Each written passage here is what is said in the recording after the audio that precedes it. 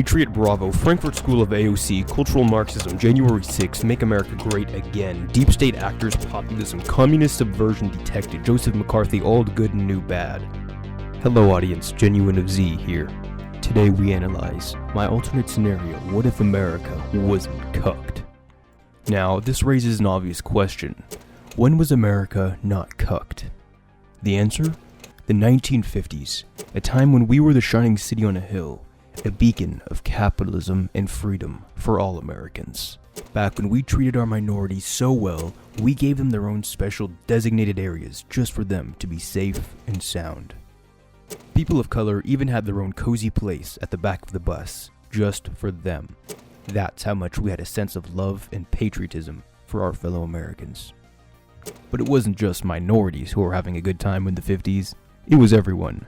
Our economy was booming, unemployment was low, McDonald's was being invented, and ever-expanding soul-crushing urban sprawl was a cool new thing. It truly was our golden age. I mean, just look at these colorful, but not that kind of colorful, advertisements of a happy, loving family.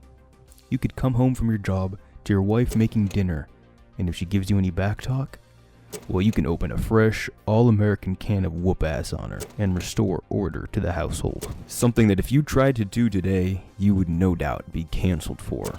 It was a time before the social decay, the degeneracy, and the decline of our nation. So the question then becomes, what went wrong? Yeah, it was the Jews. I'm sorry, that was the wrong slide. I meant to say it was the Federal Reserve banking system. That doesn't sound good. Look, it was Hollywood, okay, with those damn movies. Look, you know what I'm talking about, right? Those Hollywood directors, they destroyed the greatest civilization known to man. Okay, how about this? Let's all just take a step back and allow me to restate my position, okay? Thank you. Well, the decline of America all started with internal communist subversion of our culture and traditional values. Yeah, that's it. Our society at every level was infiltrated by these communist rats. From powerful positions in government to Hollywood, these communists were strongly overrepresented and they used their positions to subvert our important American values, such as respecting the flag, loving Jesus, making tax-deductible donations to Prager University, and destabilizing the third world.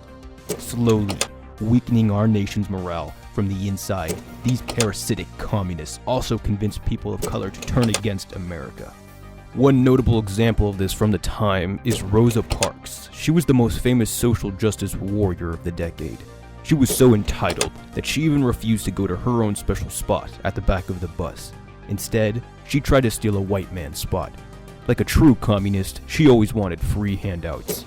This act of socialism, stealing, combined with the dedicated movements of subverting American values in Hollywood and brainwashing led by these communists, inspired a growing movement to destroy America. These protesters destabilized the country and were extremely un-American. Because as we know, protesting against the government is the least American thing you can do. In this time of decadence, and as subversion slowly ate at the very social fabric and values of our nation, not everyone was willing to sit down and shut up. Some went out and tried to expose the truth, to root out these rats from our country. You know who I'm talking about. His name is Joseph McCarthy, and famously, he gave a speech exposing the truth to the world. He revealed that he had in his possession a list of all communist agents that had infiltrated the State Department. Those agents which were responsible for orchestrating our controlled decline from the shadows. But unfortunately, because McCarthy had such a big heart, such a love for his fellow Americans, even including those Americans who had been swayed by the lies of communism, he never decided to release his names for the public, and never actually produced any evidence to incriminate his fellow Americans. That's how much he cared about his fellow countrymen.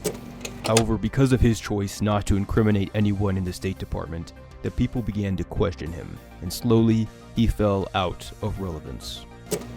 As we continued into the 60s, communist agents who had infiltrated the government finally were able to begin achieving some of their political goals. One of the most notable examples of subversion from the time came in the form of the so-called Civil Rights Act, which upset the system of segregation that kept minorities safe, so long as they played by the rules. Bro, what? These factors, which caused social unrest, all culminated together under the leadership of communists, who protested our involvement in the Vietnam War. These degenerates rallied across the country while spreading anti-war messages and breaking our ability to keep fighting, causing us to lose not to the Vietnamese. We did not lose to the Vietnamese, but instead, we were stabbed in the back by the communist rats in our homeland. Sorry, that was the wrong slide. Sorry again, I don't know what's going on. I swear I did not put that slide there. Man, I really need to get this thing fixed. We also saw the passing of the Immigration Act of 1965, spearheaded by our communist friends, which filled America's cities with immigrants who only know how to commit crime, do drugs, eat burrito, and lie, changing the very demographics of our nation forever. Our money became worthless pieces of paper as we abandoned the gold standard and our country slipped further and further into decline. And that is when America became cucked. But what if it didn't go that way? That's right, folks, because I just remembered this is supposed to be an alternate history video. We can assume that in this timeline, the baby boomer generation doesn't succumb to harmful Judeo-Bolshevik ideas about bus seating arrangements. Instead, they uphold the American order that they inherited. And for the purposes of this timeline, McCarthy also makes his list of communist subverters public, revealing just how deep the infiltration had become. News of communist agents in the government sparks outrage across America, as one by one, these KGB spies and subverters are removed, and all members of the Communist Party USA are arrested and put under investigation. These degenerates would be completely outcasted from American society, while Joseph McCarthy would act like a surgeon, carefully and precisely removing the communist disease, while being aware not to accuse any innocents. Soon, Hollywood, the State Department, and the military are purged of all their communist filth. With the baby boomer generation upholding American values, we can expect both the anti-war movement and the civil rights movement to both end up as failures, never gaining any major support from the populace. In this timeline, Nixon chooses McCarthy to be his vice presidential candidate, and the Nixon-McCarthy ballot wins the heart of America, handing the pair a landslide victory in 1960. Nixon, during his term, was able to not only prevent the fall of the US dollar, but win a stunning victory in Vietnam. Domestically, the Nixon and McCarthy power couple works to maintain the American order, destroying the Federal Reserve, rooting out communist agents, and promoting American values. They complement each other's weaknesses. They even finish each other's sentences. And God help anyone who would try to get in between their love of America. Let's fight it here as well as Vietnam. Let's rise as one and meet our obligations. And it seems with that, the video is concluded. So yeah. Across the fields of freedom that were given to us with the blessing of our great almighty God.